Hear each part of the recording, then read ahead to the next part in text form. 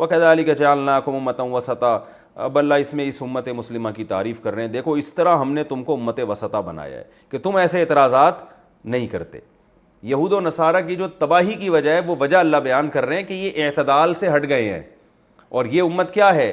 اعتدال والی. اعتدال کا مطلب کیا ہے کہ اللہ نے انسان کو جتنی قوتیں دی ہیں نا اس میں اس کو معتدل رہنا چاہیے. اب یہودیوں نے کیا کیا کہ اپنی عقل کو وحی کے مقابلے میں استعمال کرنا شروع کر دیا کہ بھائی بیت المقدس جو قبلہ تھا وہ بھی اس لیے تھا نا کہ اللہ نے بنایا تھا. اب کعبہ بھی جب اللہ بنا رہا ہے تو وہ قبلہ بن گیا، تو اب اللہ کے حکم کے مقابلے میں اپنی عقل کو کیا کر دینا چاہیے؟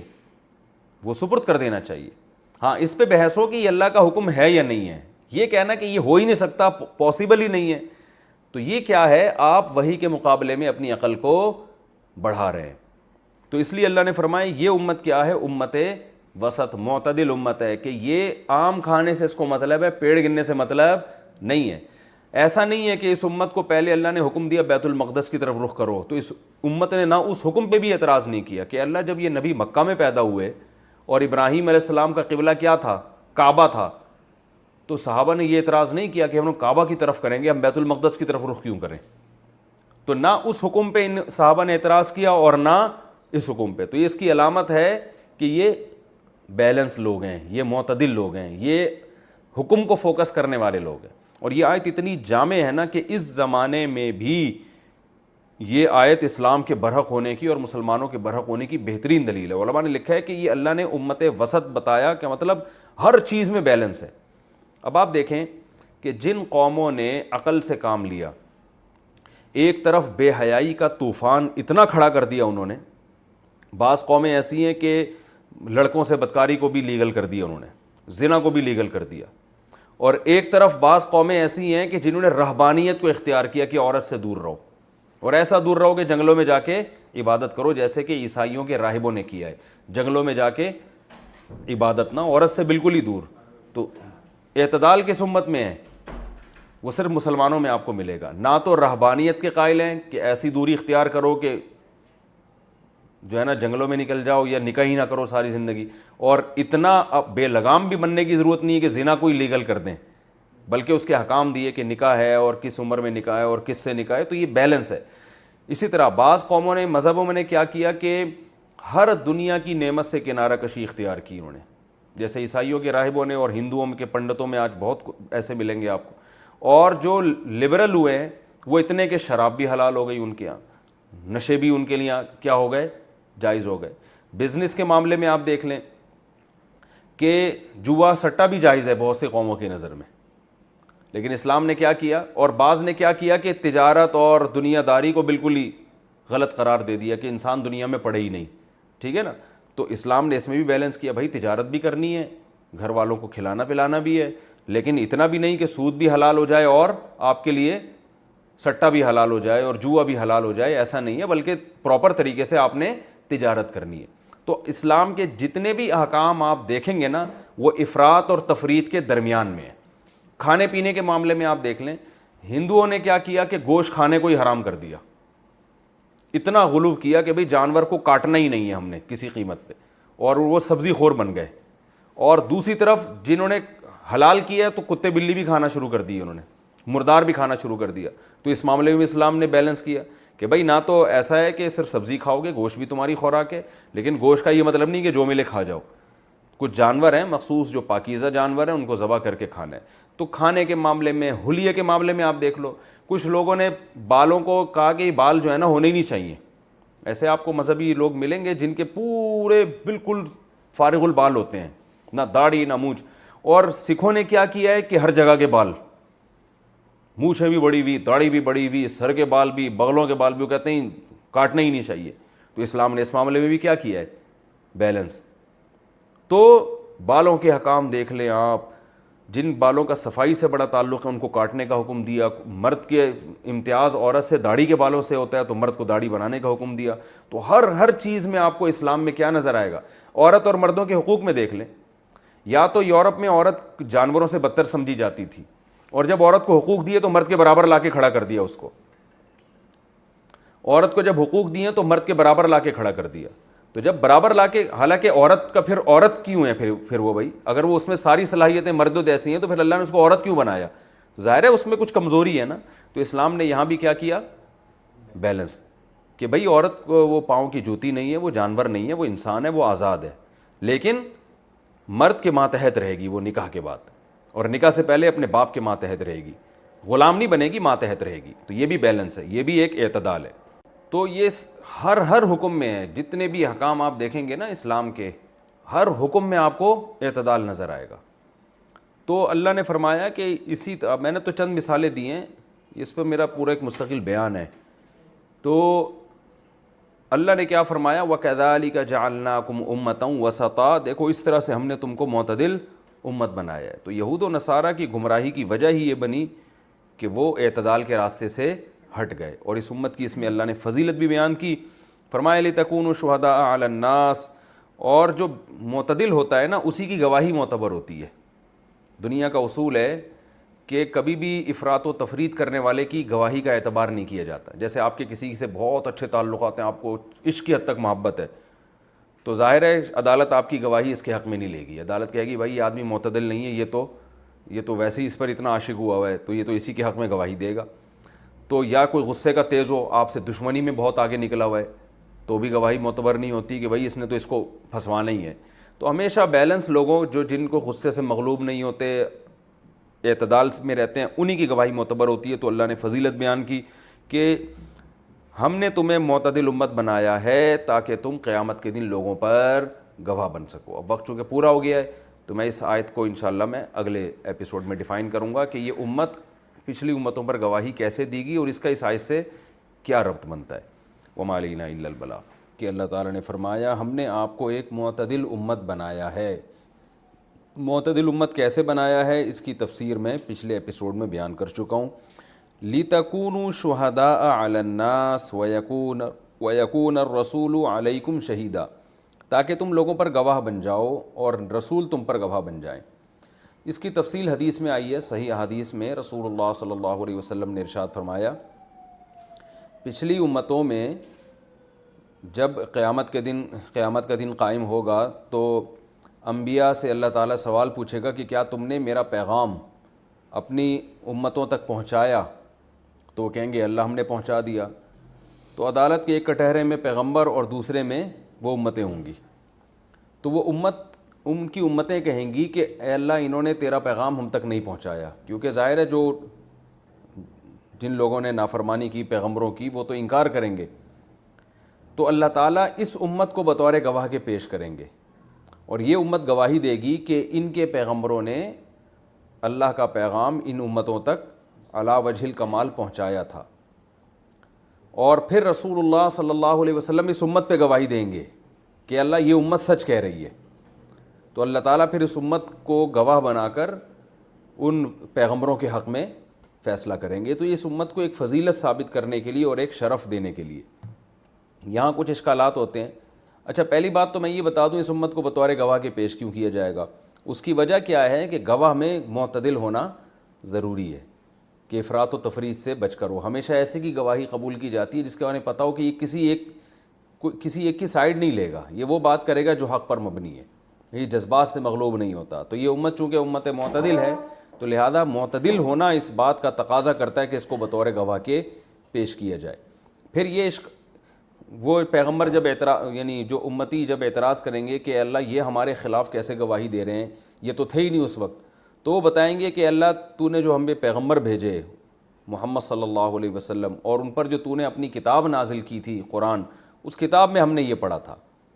تو ہمارا جو یقین ہے وہ دیکھنے سے زیادہ ہے. تو یہ اس امت کو ایک فضیلت دی جائے گی. اس پر کچھ سوالات ہوتے ہیں. پہلا سوال اس پر یہ ہوتا ہے کہ کسی بھی امتی کا مقام پیغمبر سے زیادہ نہیں ہوتا. بھائی ایک طرف انبیاء ہیں موسیٰ علیہ السلام، حضرت عیسیٰ علیہ السلام، اور دوسری طرف ان کی قومیں ہیں، اور گواہ کے طور پر کس کی گواہی قبول کی جا رہی ہے؟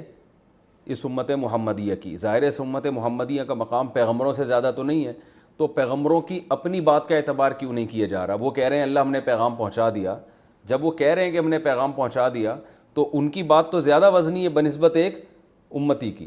اس کا جواب یہ ہے کہ دیکھیں اللہ کو تو اصل میں سب معلوم ہے کہ کون حق ہے کون باطل پر ہے، لیکن اللہ تعالیٰ کا قانون یہ ہے کہ اللہ تعالیٰ انسانوں سے انسانوں کے طرز میں بات کرتے ہیں.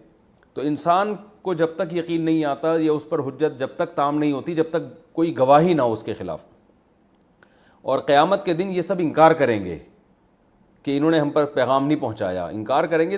ان کو یہ امید ہونے لگے گی شاید اگر ہم یہ دعویٰ کریں کہ پیغمبروں نے اللہ کا پیغام نہیں پہنچایا شاید ہماری بخشش ہو جائے.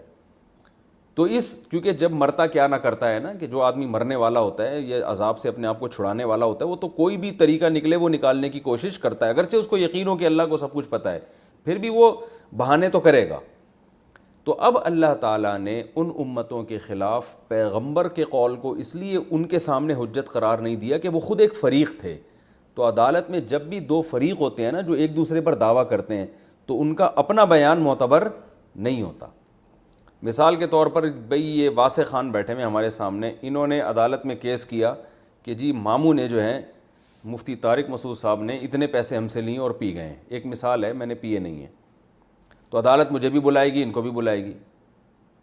تو اب میں کہہ رہا ہوں نہیں، میں نے دعویٰ کیا ان کے اوپر کہ انہوں نے جی 1,00,000 روپے لیے تھے اور مجھ سے پی گئے، میں نے دعویٰ کیا اور میں نے یہ دے نہیں رہے، تو میں نے عدالت میں کیس کیا. عدالت مجھے بلائے گی، عدالت کے کٹہرے میں کھڑا ہو جاؤں گا.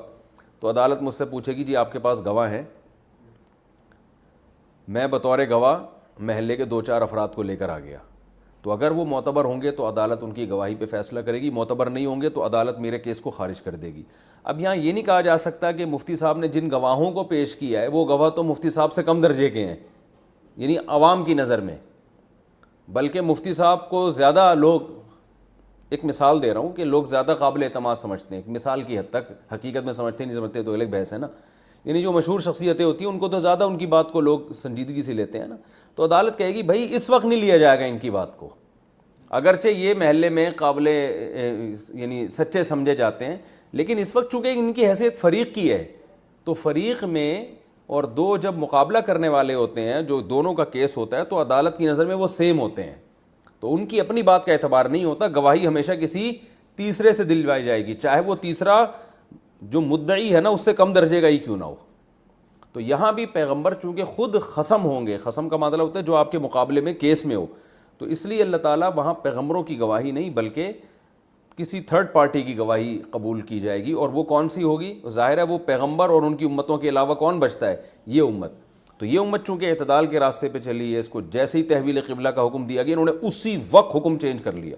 یعنی آپ کتنی بڑی فضیلت ہے. بنی اسرائیل کو دیکھیں، آپ کے موسیٰ علیہ السلام نے ان کو حکم دیا گائے ذبح کرو، کتنا لیت و لال سے کام لیا ان لوگوں نے. ان کو حکم دیا کہ بھئی یہ تورات پر ایمان لے آؤ، تو کیسے جا کے کہ ہم پہلے اپنی آنکھوں سے دیکھیں گے، پھر جب اللہ کے کلام کو سن لیا تو جب اللہ کو اپنی آنکھوں سے دیکھیں گے.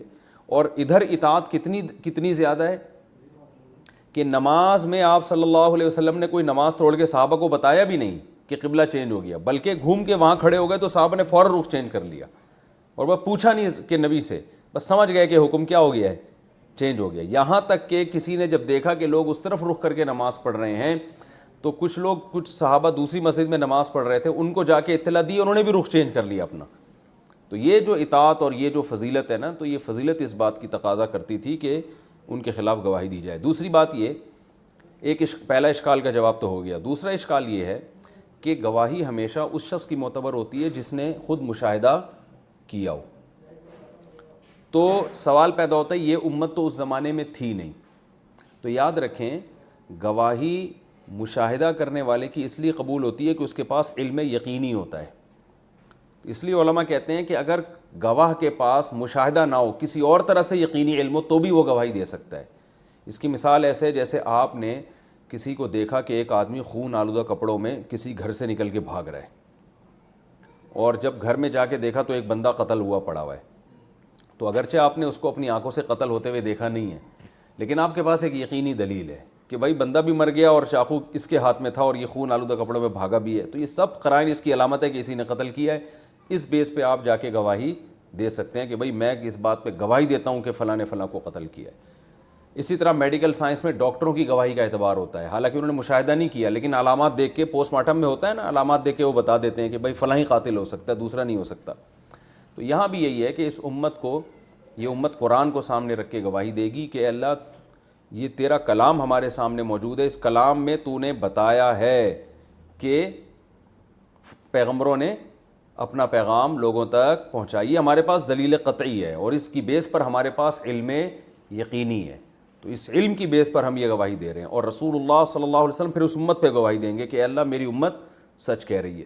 تو اللہ کو اس سب چیزوں کی ضرورت نہیں ہے، لیکن بعض دفعہ کسی کی فضیلت اور شرف کو ثابت کرنے کے لیے یہ کام کیا جاتا ہے۔ اس کی مثال ہے جیسے مدرسوں میں، یونیورسٹیوں میں انعامات دیے جاتے ہیں نا، تو اصل مقصد تو انعام دینا ہے، لیکن کسی سینئر کو بلایا جاتا ہے، اس کے ہاتھوں سے انعام دلوایا جاتا ہے، تو بھائی انعام تو ویسے بھی پہنچایا جا سکتا تھا، لیکن اس میں طالب علم کا اکرام بھی مقصد ہوتا ہے کہ وہ یہ فخر سے کہہ سکے گا کہ مجھے فلاں کے ہاتھ سے انعام دیا گیا، اور اس میں اس کو بھی پروٹوکول دیا جا رہا ہوتا ہے کہ ہم آپ کو اتنی عزت دے رہے ہیں کہ آپ سے ہم اپنے اسٹوڈنٹس کو انعامات دلوائیں گے۔ تو یہاں بھی یہی ہے کہ اللہ تعالیٰ اس امت کو یہ عزت دیں گے کہ بھئی تمہارے ذریعے سے گواہی پیغمبروں کے حق میں دلوائی جائے گی۔ تو آگے اللہ نے فرمایا وما جعلنا القبلۃ التی کنت علیہا، رہا یہ مسئلہ کہ اللہ نے قبلہ چینج کیوں کر دیا، اس میں حکمت کیا ہے؟ فرمایا کہ پہلے قبلہ جو تھا وہ اس لیے تھا تاکہ اللہ تعالیٰ ظاہری طور پر بھی دیکھ لیں، حقیقی علم تو ہے اللہ کے پاس، ظاہری طور پر بھی دیکھ لیں کہ کون رسول کی پیروی کرتا ہے اور کون الٹے قدموں پیچھے ہٹتا ہے۔ تو اگر شروع سے ہی کعبہ قبلہ رہتا تو یہ حکمت حاصل نہیں ہوتی، یہ کیا پتہ چلتا کہ کون کس کو آم کھانے سے مطلب ہے، کس کو پیڑ گننے سے؟ تو اصل میں تو ہے نبی کو کون فالو کرتا ہے، تو نبی کو فالو کرنے کا جو جذبہ ہے وہ اسی سے حاصل ہو سکتا تھا کہ پہلے کچھ اور حکم دیا جائے، اس کے بعد حکم چینج کر دیا جائے، تو یہ حکمت تھی اس میں۔ اور اللہ نے فرمایا اور یہ حکم بڑا مشکل ہے اس کو فالو کرنا مگر انہی لوگوں پر جن کو اللہ ہدایت دے دے، تو اللہ کے قبضے میں ہے دل، اور جو ہدایت کے قابل لوگ نہیں ہیں ان کی سمجھ میں یہ حکم نہیں آئے گا۔ وما کان اللہ لیضیع ایمانکم، اللہ تمہارے ایمان کو ضائع کرنے والا نہیں ہے۔ یہ بات صحابہ کو اشکال ہوا تھا کہ اللہ ہم جو پہلے تو ہم بیت المقدس کی طرف رخ کر کے نماز پڑھتے رہے، اور تیرے علم میں یہ تھا کہ اصل قبلہ کیا ہے؟ کعبہ ہے، تو یہودیوں نے بھی ان کا مذاق اڑایا، تمہاری پرانی نمازیں تو ضائع ہو گئیں، اصل تو یہ ہے۔ تو اللہ نے فرمایا اللہ تمہارے ایمان کو ضائع کرنے والا نہیں، یہاں ایمان سے مراد عمل ہے، یعنی عمل جو ایمان پر مرتب ہوتا ہے، کیونکہ عمل ایمان پر ہی مرتب ہوتا ہے نا، تو مجازن عمل کو ایمان سے تعبیر کیا گیا۔ اس کی مثال ایسے جیسے کوئی بدعملی کر رہا ہو تو ہم کہتے ہیں تو بالکل ہی بے ایمان ہے، تیرے میں تو ایمان ہے ہی نہیں۔ کیا مطلب؟ جب ایمان کا کوئی نتیجہ ہی نہیں نکل رہا، کوئی عمل ہی اس پہ مرتب ہی نہیں ہو رہا ہے، تو اس کا مطلب تیرے اندر ایمان ہی نہیں ہے، تو ایمان کہہ کے عمل مراد لیا جاتا ہے۔ تو اللہ تعالیٰ تمہارے عمل کو ضائع کرنے والا نہیں ہے، وہ بیت المقدس والی نمازیں بھی تمہاری قبول ہو گئیں کیونکہ اللہ لوگوں کے ساتھ رؤوف الرحیم ہے۔